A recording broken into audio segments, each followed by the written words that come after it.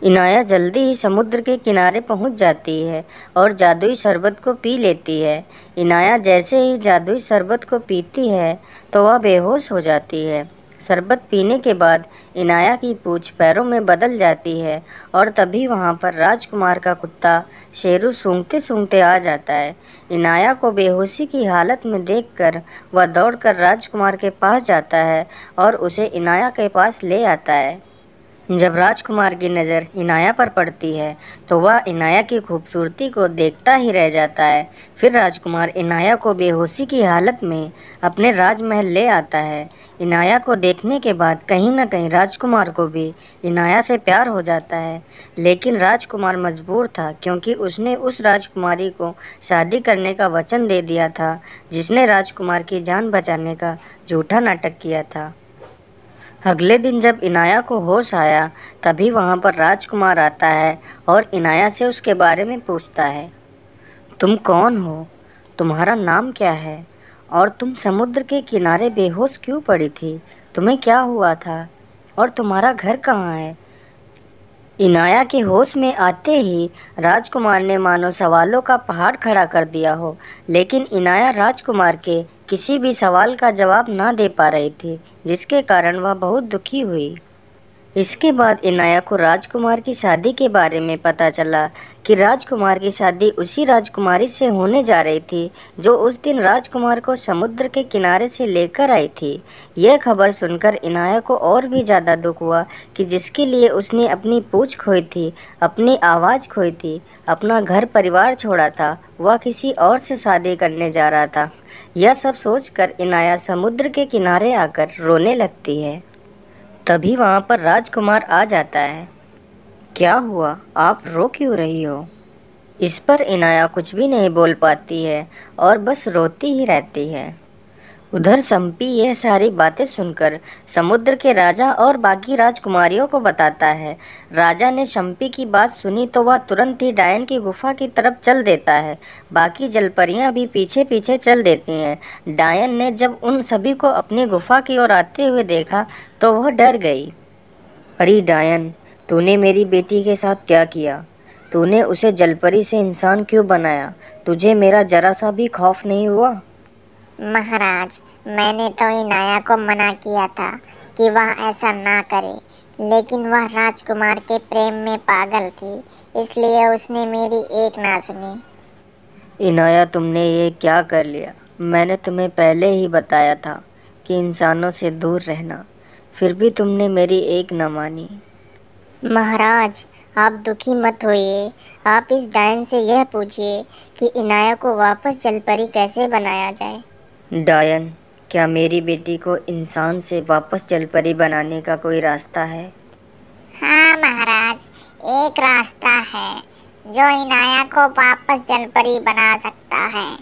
क्या रास्ता है? मुझे जल्दी बताओ, मुझे क्या करना होगा? महाराज, यहाँ से 200 किलोमीटर दूर एक कुंभा नामक गुफा है। उस गुफा में एक तालाब है। उस तालाब का जल अगर कोई लाकर इनाया को दे सके और उस जल को इनाया राजकुमार के ऊपर डाल दे, जिससे राजकुमार की मृत्यु हो जाएगी और इनाया वापस जलपरी बन जाएगी। डायन राजकुमार को इनाया के हाथों मरवाना चाहती थी ताकि इनाया राजकुमार की हत्या करने पर राजा उसे मृत्यु दंड दे दे, जिससे वह कभी भी आसमान की परी ना बन पाए और डायन की पाप की दुनिया कायम रहे। आप सभी लोग महल चलिए, मैं जल्दी ही तालाब से जल लेकर वापस आ जाऊंगा। रुकिए महाराज, मैं भी आपके साथ चलूँगा। ठीक है सम्पी, अगर तुम भी हमारे साथ चलना चाहते हो तो फिर चलो। फिर वह दोनों चल देते हैं। चलते चलते वह दोनों गुफा के पास पहुंच जाते हैं। जैसे ही वह दोनों गुफा में प्रवेश करते हैं तो वह दोनों देखते हैं कि एक खतरनाक मछली उनकी तरफ बढ़ती चली आ रही है। वह दोनों उसे देखकर एक चट्टान के पीछे छिप जाते हैं। फिर मछली वहां से चली जाती है तो वह दोनों आगे बढ़ते हैं। महाराज, वो देखिए तालाब। चलो हम जल्दी से चलते हैं और पानी भर लेते हैं। हाँ सम्पी, चलो।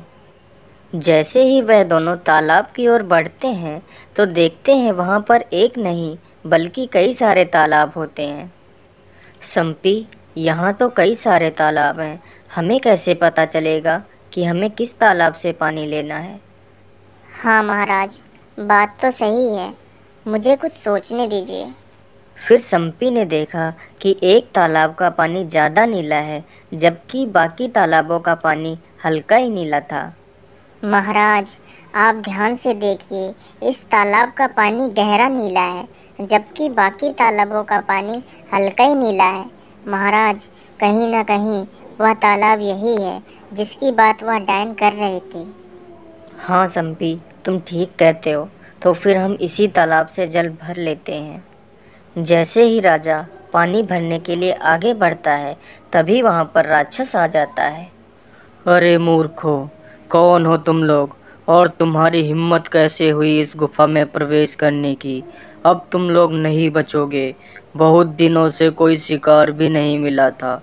अच्छा है तुम लोग यहाँ आ गए। फिर राजा उसे सारी बात बताता है। अच्छा, मेरे जैसे बुद्धिमान राक्षस के रहते हुए तुम यहाँ से पानी ले जा सकते हो?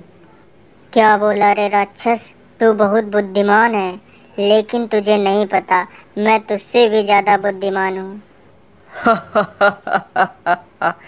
क्या बोला रे मच्छर, तुम मुझसे ज़्यादा बुद्धिमान है? तुम मुझसे ज़्यादा बुद्धिमान है तो यह साबित कर सकता है?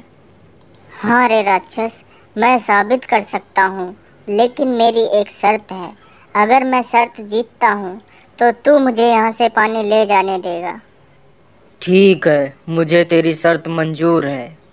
तो सुन राक्षस, मुझे मेरे इस सवाल का जवाब दे। अगर तूने मेरे इस सवाल का जवाब दे दिया तो मैं जान जाऊंगा कि तू मुझसे ज़्यादा बुद्धिमान है। ठीक है रे मच्छर, पूछ, तेरा क्या सवाल है? राक्षस, तू मुझे बस इतना बता दे कि दुनिया में सबसे पहले मुर्गी आई थी या मुर्गी का अंडा? राक्षस जैसे ही संपी का सवाल सुनता है, उसका दिमाग घूम जाता है। दोस्तों, ये कहानी सिर्फ यहीं तक ही थी। अगर आप लोगों को इससे आगे भी कहानी देखनी है तो प्लीज़ हमारे चैनल को सब्सक्राइब करें और हमें कमेंट करके ये बताएं, ताकि हम इसका अगला पार्ट भी जल्द लेकर आएँ। धन्यवाद।